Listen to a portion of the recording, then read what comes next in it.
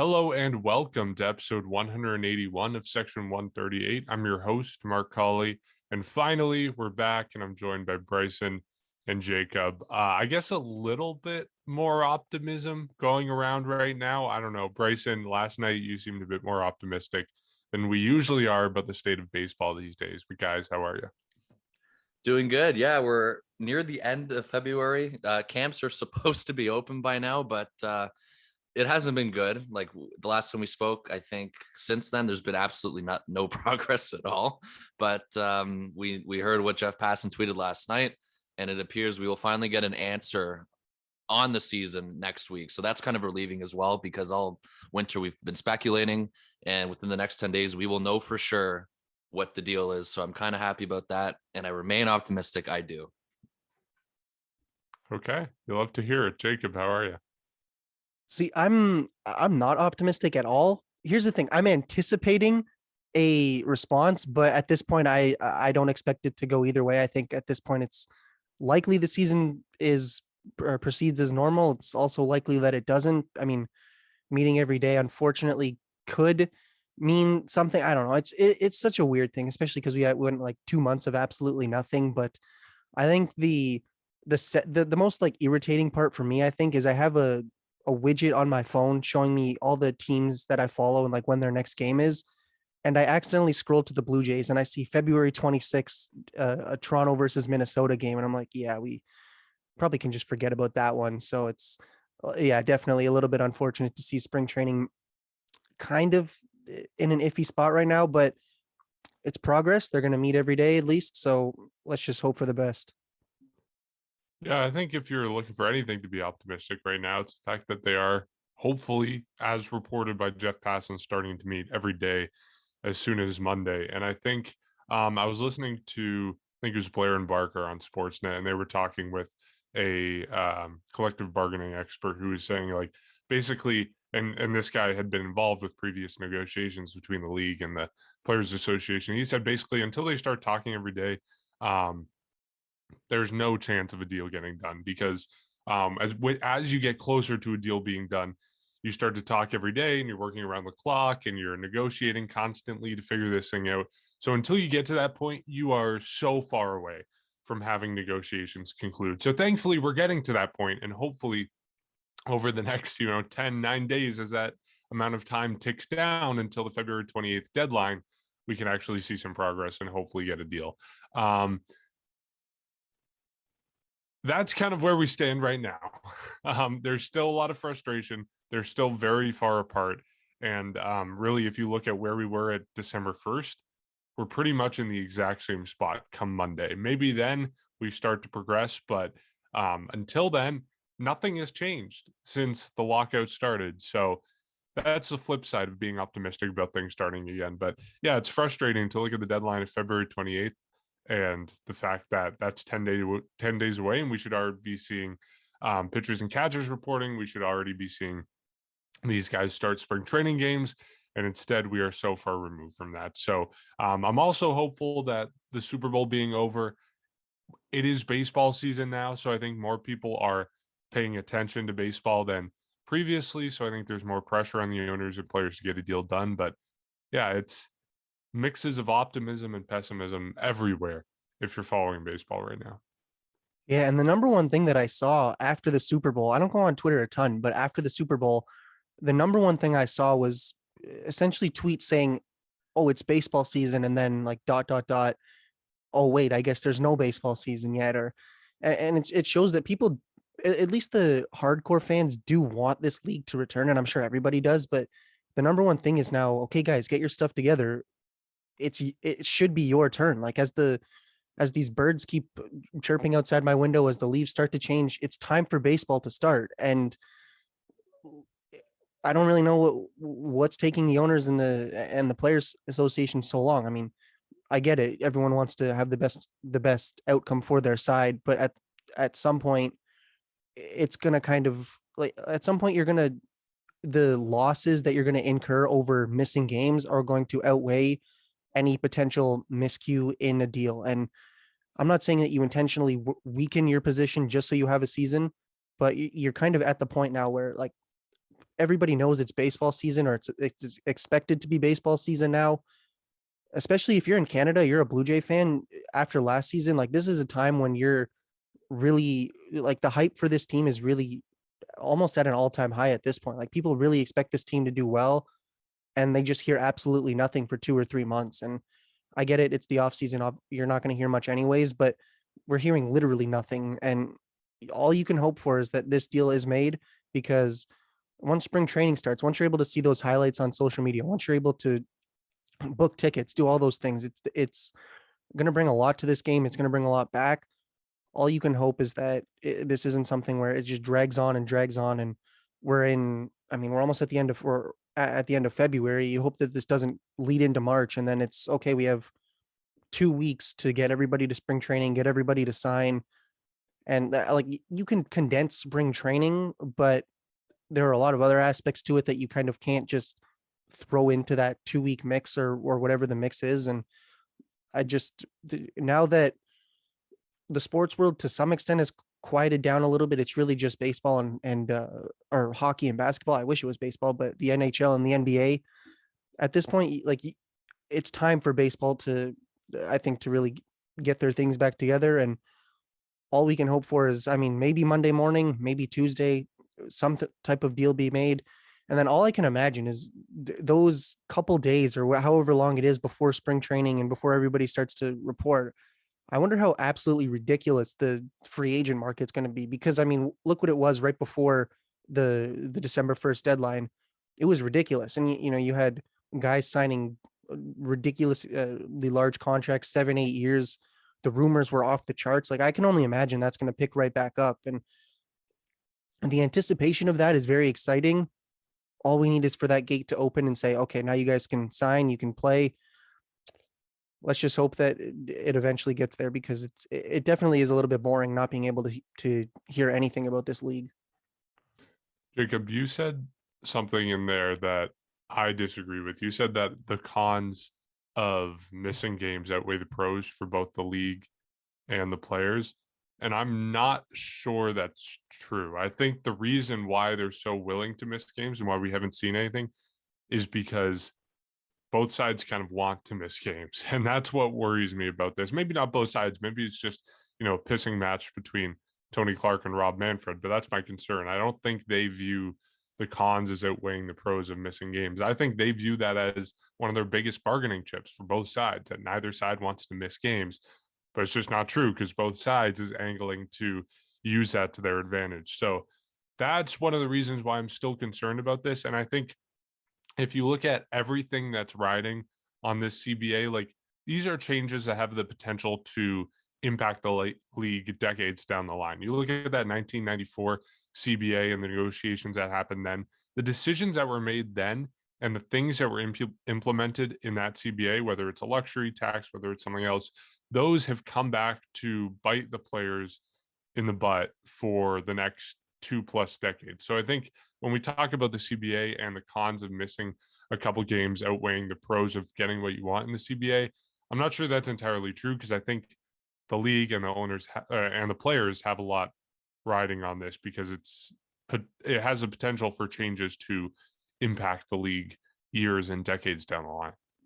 Yeah, if it's just a few games, fair enough. But I think if you're, and I don't expect this to be the case, but if you're missing a month or 2 months of the season, that's, I think, what I was referring to. And you miss way too long. Like, absolutely, there are things that do need to be worked out, and missing a couple games might be worth it. But if you're missing a couple months, or even a couple weeks to a month at minimum, I think there's going to be a lot of people that are going to throw the towel in and not really come back to baseball. And yeah, you can acquire fans again, but I think if you're missing a good portion of your season because of a reason like this, there are going to be a lot of people that say, really, like, the whole point of this was about money. And then it's like, okay, well, we're going to sacrifice money for games, and we're going to sacrifice the fans just to keep a little bit, more entwined in the back end of things. But no, if it's just a few games, fair enough. Or I'd say like a week to 2 weeks at most. But if it's anything more than that, then I think at that point it's like, okay, guys, that's kind of against the point, even if there are outcomes that do benefit the league for many years. I think I'm more with Mark on this one, just because we've seen this and we're so close to these deadlines. And the one thing that everyone was anticipating at the start was, or I guess expecting, and both parties are expecting it from one another, is who's going to cave. And we've gotten to the point where nobody has, which is why Mark makes sense in that theory. And I do think it's legitimate. I think one Twitter account I followed was I think interviewed a current agent, and right as the lockout started, this agent, I can't remember who it was just off the top of my head, but he told his players in a text, "See you on Flag Day." That's June 14th. I think missing months is definitely something that's realistic. It's not out of the question, believe me. And I don't, none of us want it to happen, but missing a week or two is obviously realistic. But if you're talking months, that's not impossible either. So that's why I do kind of agree with Mark on this one. And it's just that nobody's caved.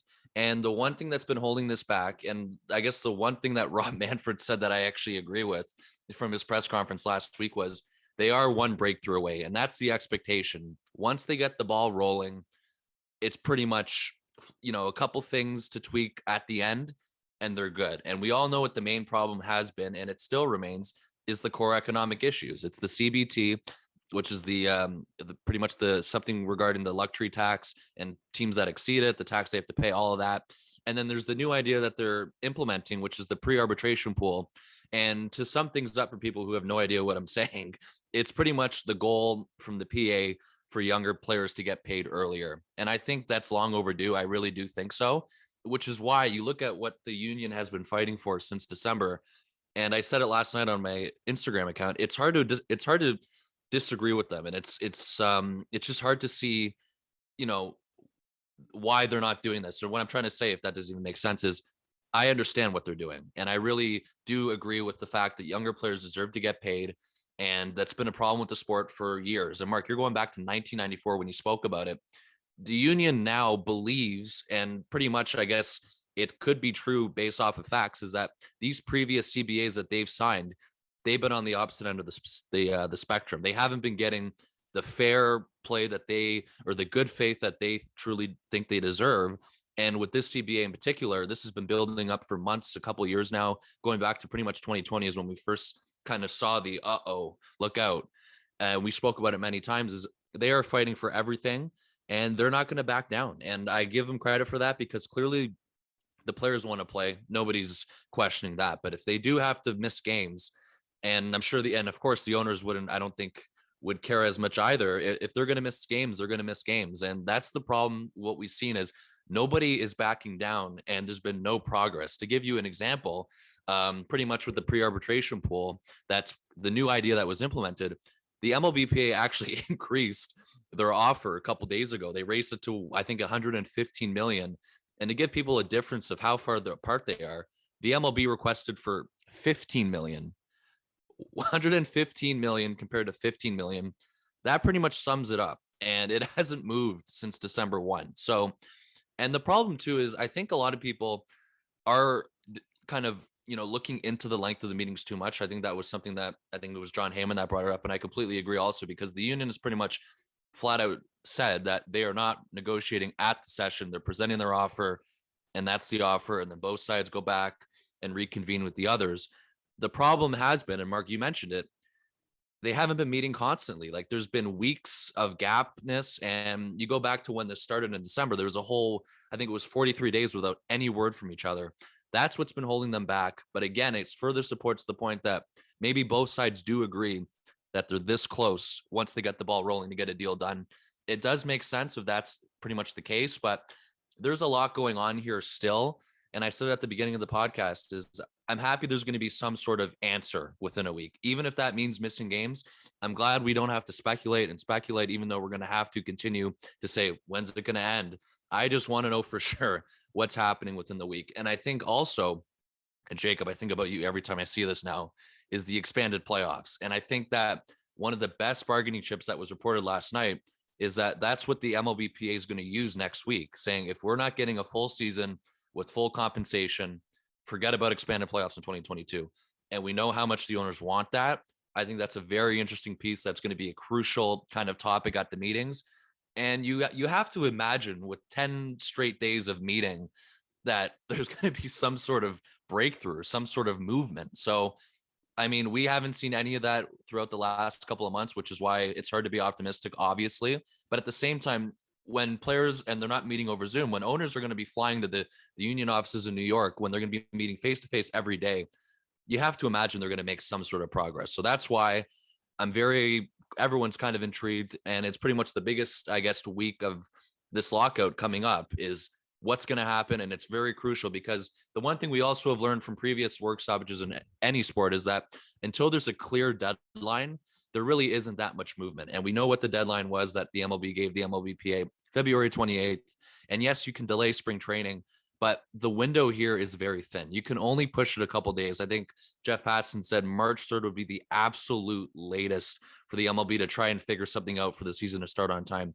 And as much as you can delay spring training, what you were saying, Jacob, you can only delay it so much. These players need 4 weeks to get going. And if they're not given the proper time to get ready, you see the injuries. And I think that was a big, pretty much topic in 2020 was all the injuries that did happen, especially with pitchers. But unfortunately, they didn't have much time to prepare. You look at that could be a disaster if they're playing pretty much a full season or anything close to 140 games and above. That's why we're really getting down to the wire here. And you just have to, I guess, at this point and throughout the entire winters, you got to be optimistic here. But it's just the part that really concerns me is the example I gave beforehand about the money differences is that they're not even close. And that's why I do wonder, like, what do they think is going to make things, what's going to be that breakthrough point for each side here? And that's why we're going to find out, I guess, within the next 10 days. So I'm still optimistic. However, a part of me still questions what really is going to be accomplished here, but it's going to be hard for them to accomplish nothing if they're meeting every day constantly within the next 10 days. Here's my thoughts on the two money figures that we have that you mentioned. You mentioned the pool of money for pre-arbitration players, which is MLB's offering 15 million. The players want 115 million dollars for that. And then the other number figure that we have from the proposals is that MLB wants the minimum salary to be $630,000 a year, and the MLBPA wants it at $775,000 a year. I think those are the two key numbers in all of this, because that's pretty much the only numbers that we've been hearing about.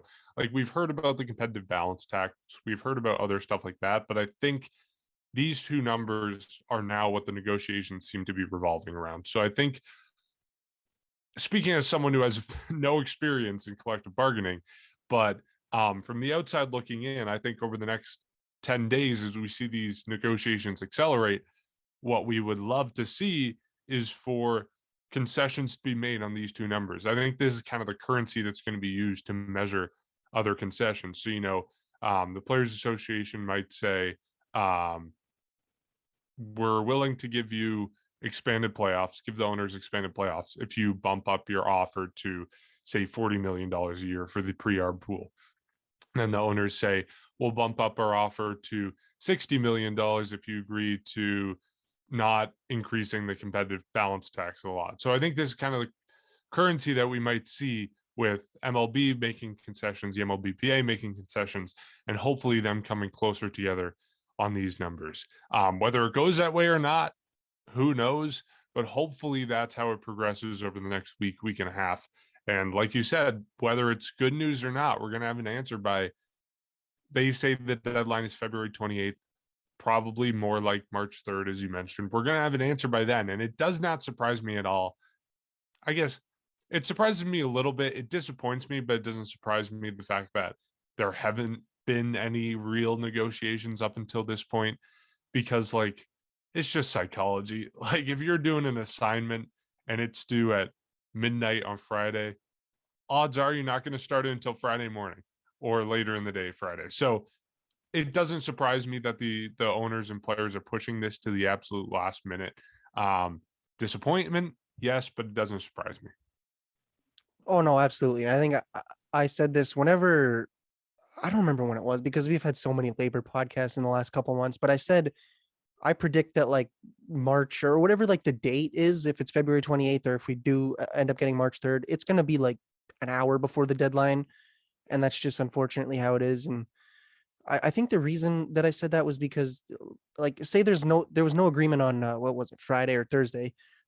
You can still go back and debate on Monday or today on Friday. Like you can still go do that. But if you don't debate or if you don't have an agreement on that final day before the deadline, the anticipated response is obviously or outcome is that you can't make a deal or it's not as easy because now you have to delay things and whatnot. So very simple. That's probably how it's going to end up going, and it's disappointing. As much as I'm not surprised at all, like this is exactly how I expected it to go. It is saddening because I'm a baseball fan and I don't want to just hear absolutely nothing for what I don't even know how many months it's been now, 2 or 3, maybe even 4. Like it's not good, but at least what you mentioned, that whole bargaining kind of scenario. It is at least like that seems rational. And as we've seen, the league and the Players Association can sometimes be the opposite of rational, but at least what you can see here is that there are negotiating chips and saying, okay, well, we want this, even though we're on two different sides, we can at least intertwine at least a little bit. And both sides are going to have to give a little bit. If the players want 100+ million and the owners want 100, or what was it, 15 million, obviously both of those sides are going to have to cave a little bit because you can't be that far apart and get exactly what you want. But eventually they're going to have to cave a bit, but I don't think that it's going to be enough to the point where they're not going to make a deal or that they'll let that get in the way. Because you can, like, if you cave a bit and you say, okay, we'll give you 50 million, but we want X, Y, and Z. Like, I feel like that can at least be a way for them to negotiate. And at this point, I think a lot of fans, like, I agree with the pressure that the fans are putting on the owners, well, both sides really at this point, because everyone just wants baseball. But I feel like the owners are also feeling it at this point, or both sides are feeling it. They're like, okay, we kind of need to make a deal here. And I'm not saying that, harassing people on Twitter is a good idea. I don't actually advise that, but I do see, like, I see the people uh, expressing their displeasure and expressing that they just want a deal. And they're like, I don't care, make a deal. I think that the owners, the players, everybody in the sport sees this, and hopefully that aids into this. And they're not just saying, okay, well, whatever, that we're an independent organization, we can do whatever we want. Like, no, this is something that is going to impact people that want to watch your sport. And this week will be a big week for baseball. I mean, or next week really is this weekend. So the next 10 days, it's going to be crazy. Let's just hope that a deal is made very quickly. I mean, it may be Monday morning, Monday afternoon, we can see something. And then that would be, I think, the best case scenario. But unfortunately, I do predict, I don't even know when the 28th is. Like, that seems as if I think it's like next Monday or something, or the Monday after. But we'll probably be hearing something, 10 days. So we'll probably be hearing something around then. And the players will have that week really to start spring training, sign deals. And honestly, it could be a very crazy time. It could be like what we saw before the lockout. But at this point, I think all eyes are just on get a deal done, negotiate. Both of you sides are going to have to cave a bit, but just get it done, because there's only so much more we can wait. And really, for a lot of these guys, there's only so much that they can. I mean, players can, in theory, afford not working, but there's only so much that these guys are not going to want to work, because when you want a job, and it's just all you can hope is that this is over very soon and we can go back to baseball.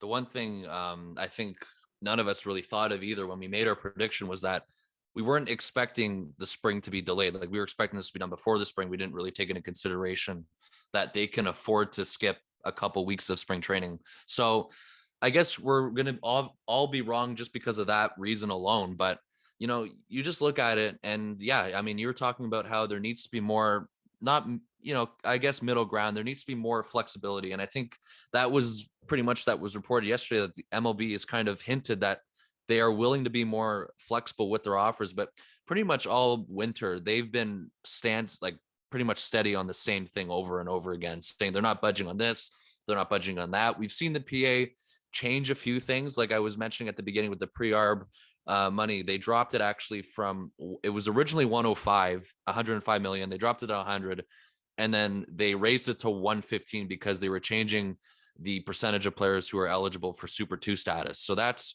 they're making it some tweaks along the way. But the one thing, as much as if it's beneficial or not for the owners, is that the owners haven't been doing that at all. They've been saying this is that.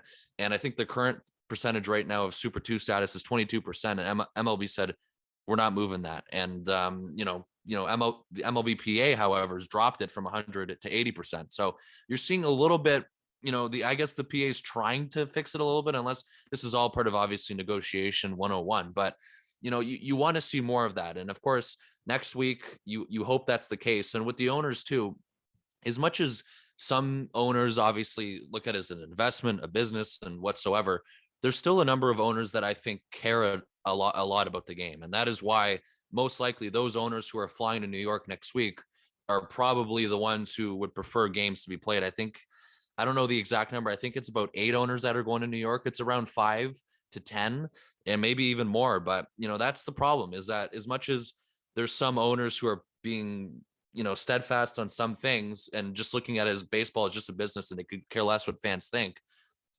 we're obviously suffering from this as fans. And, they obviously don't really think about it that much, which sucks, because the game deserves a lot better and we deserve a lot better as fans because of that. And we just, we've pretty much been at the bitter end of it all winter. And the one thing that worries me for our show too is, what are we going to talk about if they continue to delay the season, as we haven't been struggling enough throughout the offseason to figure out some stuff to talk about? That's another thing I look at and I'm like, uh-oh. But, the other thing too is, when this does end, whenever it will be, could be 10 days, could be April, could be May. It's going to be weird, and just to see the free agency and how it's going to work, because we haven't been through a labor stoppage for baseball in our lifetime. 1994 was pretty much the worst one, where they lost everything. They've lost a whole season before, they've lost playoffs before. And this is something that we're going through. I mean, we've witnessed labor or work stoppages in other sports, but with baseball alone, baseball's a different game with their free agency and all of that and the money. And that's why I really do anticipate, if you want to put a baseball twist onto this, is I really don't know what to expect with these rumors and signings and, people showing up mid-camp, mid-spring training. It's going to be really bizarre to see. And I look at it in a positive way, and I try and make it a positive for when this ends, is that when it does end, it's going to be just as, or if not more crazy than the lockout or prior to the lockout beforehand, because we know that last week was absolute mayhem for baseball. We've never really seen that within the last couple of years. People signing in almost November, December. Usually people sign around now in February, right before spring training. And you might see even more craziness afterwards. So that's the positivity and the optimistic side of me looking afterward.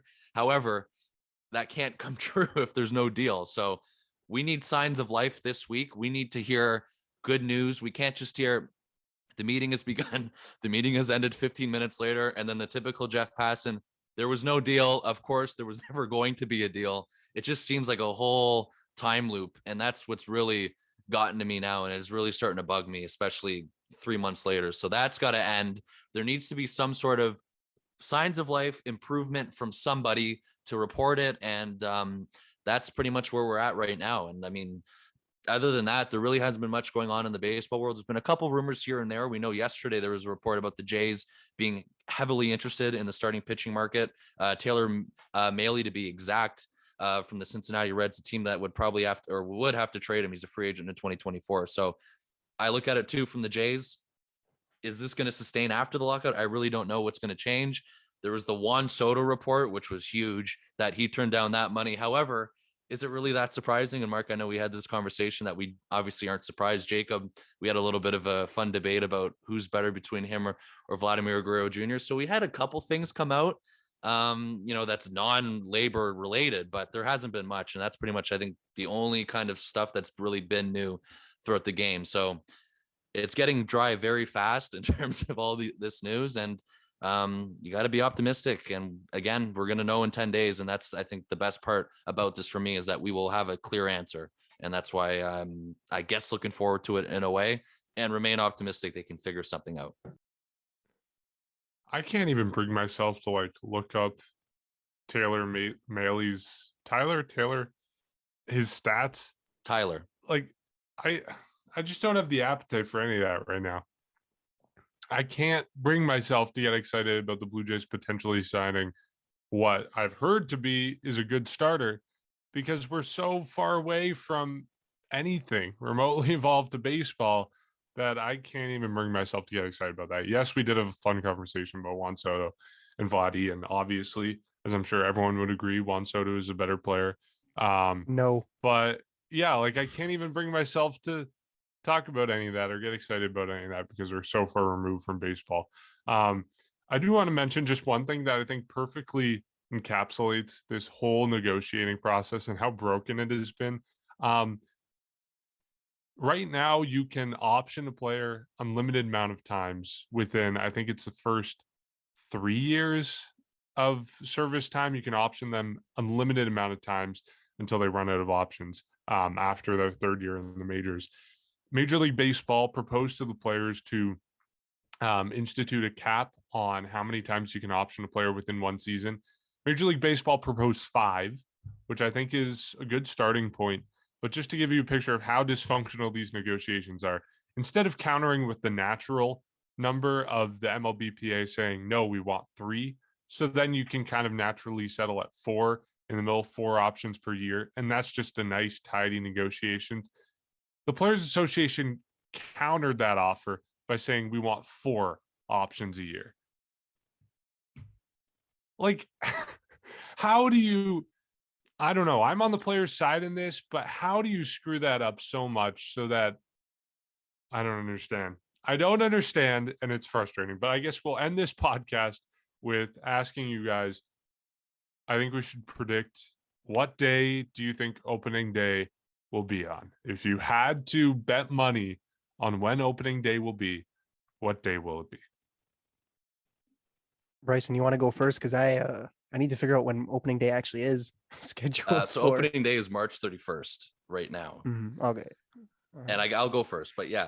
I was the most optimistic one at the beginning, and I feel like I'm betraying myself if I turn my back on that. I'm going down with the ship. I think they're gonna start on time. I say March 31st. I have to, like, I feel like I'd be a coward if I turn my back on this. But the part of it, I'm not just doing it for that. I do think there is a legitimate chance that they can make significant ground, and we know how quickly they anticipate. It just takes one thing, and once that core economic issues that you specifically pointed out, once that's laid out, they're on the runway.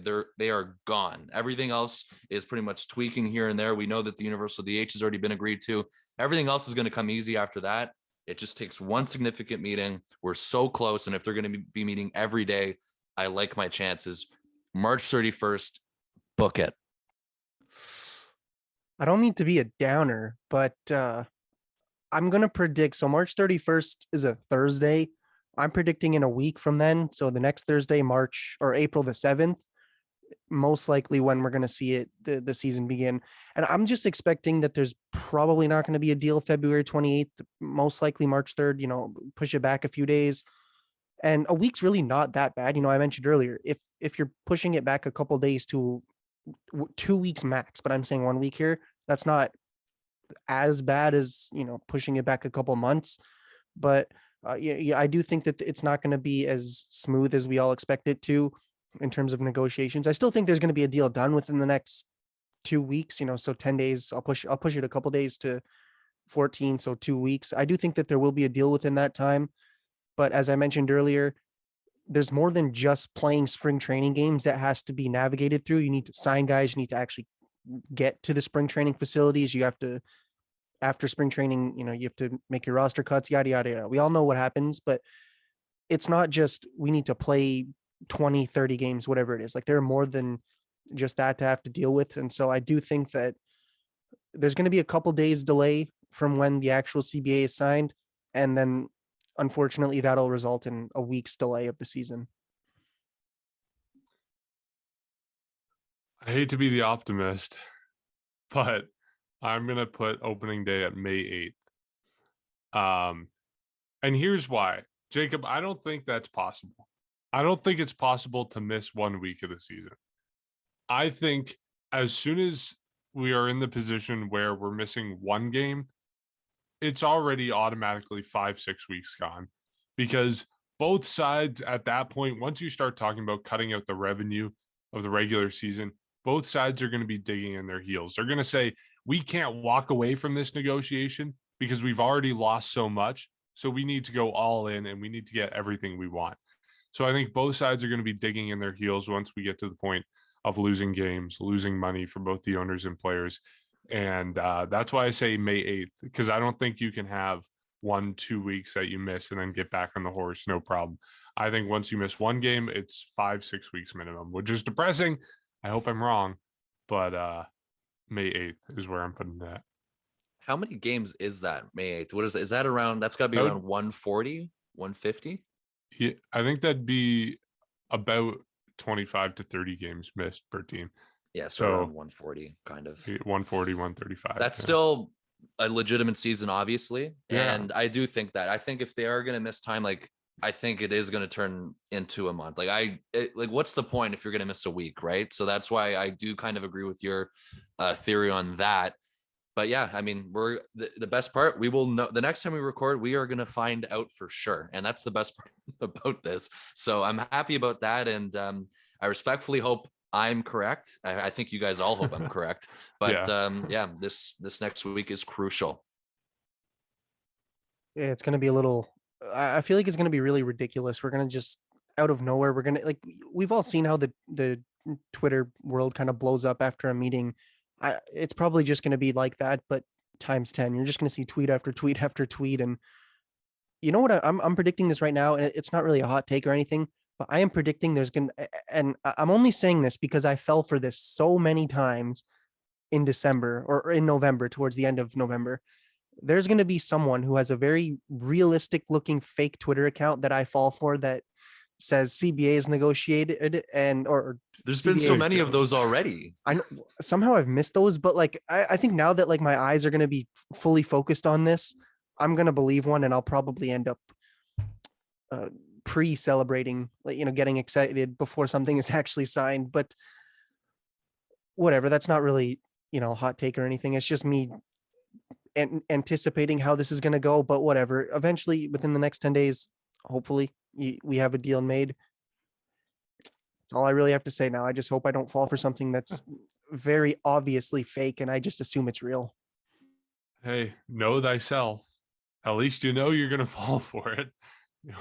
Oh, absolutely. It's going to happen. In the Discord to call you up.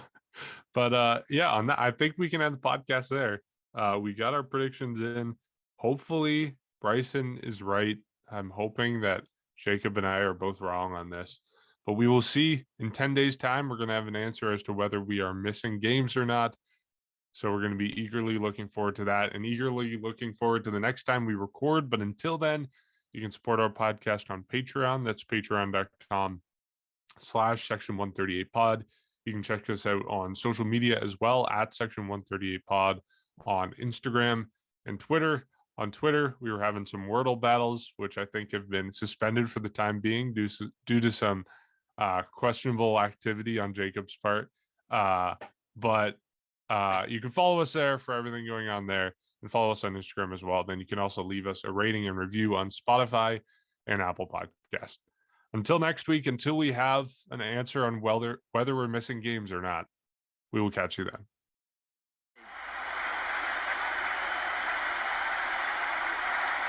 All eyes on the mound and the bearded Sam Dyson. Now he comes set.